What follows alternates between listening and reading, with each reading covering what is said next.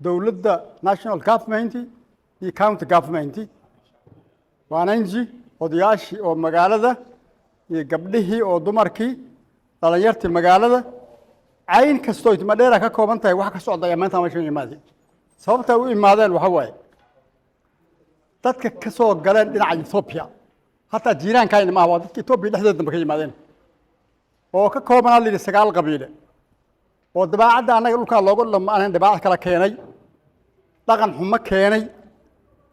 dhibaato dil keenay dagaal keenay dhibaato dhaqan xumo keenay waa dad isticmaal dameerihi waa dad isticmaal ragooda xoolaha waxay isticmaalaan xayawaanka sida dameerihi sida ariga sida loodo waxyaalaha xayawaanka oo dhaqanayna sida dumarhan way isticmaalaan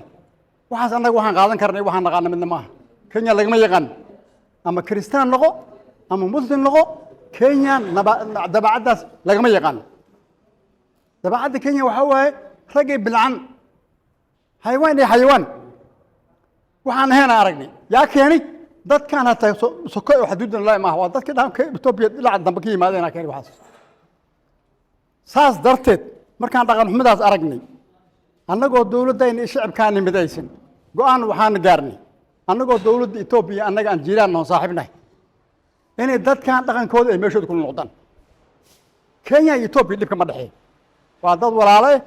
waa dad shacabkooda iyo dawladooda ay xiriir leeyihiin laakiin dadkan waxaan u ceyrinayn aan go'aankan u geyn dhaqan xumo way dhaqan xumadaas waa inay meeshooda ku noqdaan arrintan in muddaan daba soconay dawladda sare iyo dawladda hoose dawlad kasta waa la fadhiisanay waxaan ku soo koobnay nimankan jiiraan nahay annaka xuduudkooda haddaan tagna habeen ma barin habeen haddaan barino waa in uu qofna damiintaa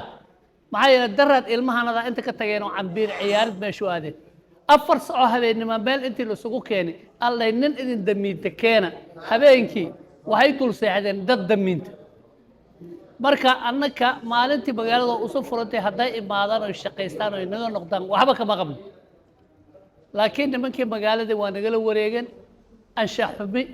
dabeecad aan ka aqaanin iyo noocan islaamnimo aan ahayn ay nala soo galeen waxaan rabnaa iyadoo dib dhicin in ay naga baxaan